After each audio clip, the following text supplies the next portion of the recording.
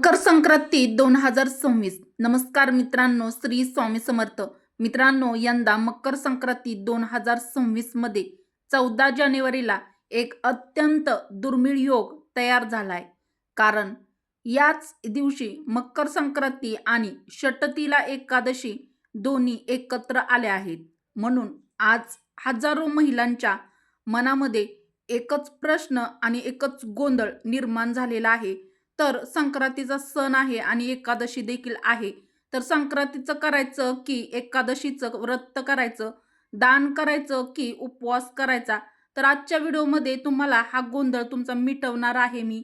आजचा व्हिडिओ शेवटपर्यंत नक्की बघा, कारण एक छोटीशी चूक सुद्धा तुमचं पुण्य कमी करू शकते. त्यामुळे व्हिडिओ शेवटपर्यंत नक्की पहा. मित्रांनो, असा योग दरवर्षी येत नाही. तर हा योग अत्यंत दुर्मिळ आहे. अनेक वर्षानंतर जवळपास 23 वर्षांनी पुन्हा एकदा असा दुर्मिळ संयोग तयार झाला आहे.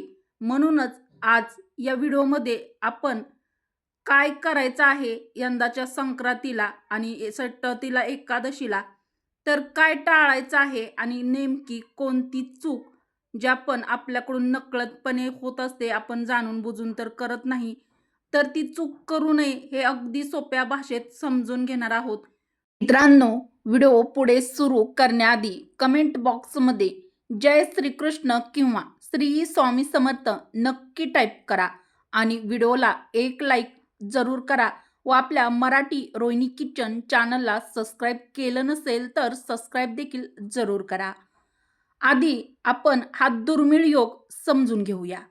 या दिवशी सूर्यदेव मकर राशीत प्रवेश करतात आणि सूर्याचं दक्षिणयानातून उत्तरायणाकडे संक्रमण होतं. तर याच पर्व काळाला किंवा शुभयोगाला आपण मकर संक्रांती असं म्हणत असतो. हा काळ धार्मिक आणि ज्योतिषीय दृष्टिकोनातून अत्यंत शुभ मानला जातो. या दिवशी पवित्र स्नान करणं, पवित्र नद्यामध्ये स्नान करणं, सूर्यदेवाची सूर्यपूजा करणं आणि तीळ दान करणं, भगवान विष्णू पूजन केल्यास किंवा भगवान श्रीकृष्ण किंवा श्री विठ्ठलाचे विशेष पूजन केल्यास पुण्य फळ प्राप्त होतं. कारण त्याच दिवशी षटतिला एकादशी सुद्धा आलेली आहे, जी भगवान विष्णू आणि श्री विठ्ठलांना अतिशय प्रिय ही एकादशी तिथी असते. म्हणून हा दिवस फक्त सण म्हणून साजरा करू नका, तर एक विशेष पुण्यकाळ देखील मानला जातो. तर मित्रांनो, मकर संक्रांतीचा दिवस हा दानाचा दिवस म्हणून आपल्या ज्योतिषशास्त्रामध्ये मानला जातो. मित्रांनो, लक्षात ठेवा, मकर संक्रांती हा उपवासाचा दिवस नाही, तर या दिवशी सकाळी स्नान करणे, सूर्यदेवाला अर्घ्य म्हणजेच जल अर्पण करणे, सूर्यदेवांची पूजा अर्चा करणे, तीळ, गूळ, वस्त्र, अन्नदान हे अत्यंत महत्त्वाचं मानलं जातं. कारण या दिवशी सकारात्मक ऊर्जा अधिक प्रभावी असते. कारण हा काळ खूप जास्त पुण्यकाळ मानला जातो. मग एकादशीचं काय? इथेच सगळ्यांचा गोंधळ सुरू होतो. एकादशीला धान्य खाणं टाळायचं असतं. म्हणून बऱ्याचशा महिलांच्या मनामध्ये प्रश्न पडतो, मग एकादशी आहे आणि संक्रांती देखील आहे, तर संक्रांतीला खिचडी खायची की नाही? पूर्वीच्या महिलांनी, मैत्रिणींनो, यावरती एक अत्यंत सोपा मार्ग काढलेला होता.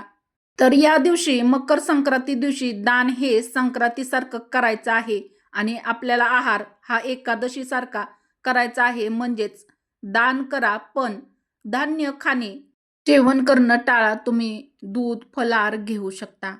भाग 4, दोन्ही एकत्र म्हणजेच मकर संक्रांती आणि षटतिला एकादशी एकत्र आल्यावर काय करावं? तर या दिवशी सकाळी स्नान करायचं आहे, सूर्यदेवाचं स्मरण करावं, विष्णूचं नामस्मरण करावं, जप करावा, हरिपाठ घ्यावा, अभंग भागवद्गीतेचं वाचन करावं किंवा तुम्ही भगवद्गीतेचं श्रवण देखील करू शकता. तर श्रीकृष्ण मंदिरात तूप किंवा तिळाच्या तेलाचे दिवे लावणे हे देखील तुम्ही या दिवशी करू शकता. आपल्या ज्योतिषशास्त्रामध्ये हे खूप शुभ मानलं जातं. तीळ, गूळ, फळं, वस्त्र दान करा. यामध्ये तुम्ही जड पूजा नको, खूप नियम कडक नको, फक्त निर्मळ मन, स्वच्छ आणि निर्मळ मनाने केलेली पूजा, उपासना आणि मनापासूनची श्रद्धा हीच देवासाठी पुरेशी असते. भाग 4. सुवासिनी स्त्रियांसाठी खास. हा भाग लक्ष देऊन ऐका. केस स्वच्छ बांधावेत. स्त्रियांनी या दिवशी थोडंसं का होईना कुंकू आवर्जून लावावं. कारण की काही स्त्रिया टिकली लावतात, कुंकू लावत नाहीत. पण या दिवशी आवर्जून करावं. तर या दिवशी काय टाळावं? पिवळ्या रंगाचं वस्त्र टाळावं. पिवळा गजरा देखील माळणं टाळावं. भगवान विष्णू आणि श्री विठ्ठलाला तुळशीपत्र म्हणजे तुळशीचं पान हे अत्यंत प्रिय आहे. भगवान विष्णू कोणताही भोग तुळशीपत्राशिवाय स्वीकारत नाही. तुळशीचं पान अर्पण करावं. लक्षात ठेवा, एकादशीला तुळशीची पानं अजिबात तोडू नयेत. तुळशीची पानं ही आदल्या दिवशीच तोडून ठेवावीत आणि एकादशी दिवशी भगवान विष्णू किंवा श्री विठ्ठलांना अर्पण करावीत.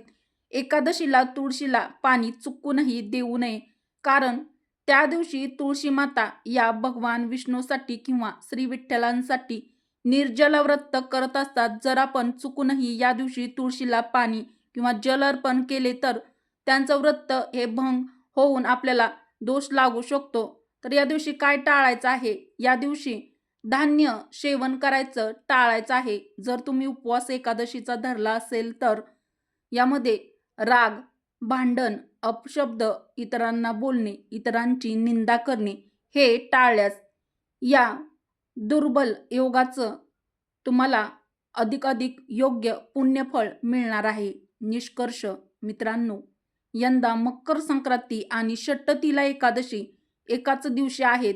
म्हणून मनामध्ये कोणताही गोंधळ न ठेवता हा व्हिडिओ शांतपणे एकदा पूर्ण ऐका.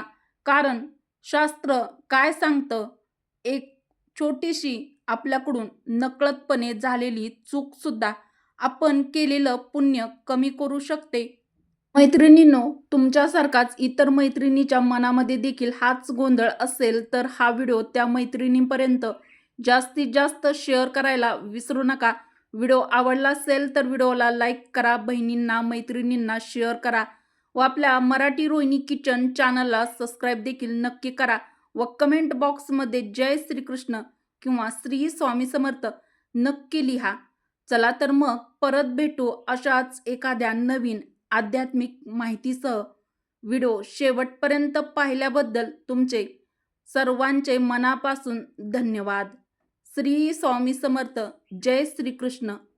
जय माता लक्ष्मी. ओम सूर्यदेवाय नमः. धन्यवाद.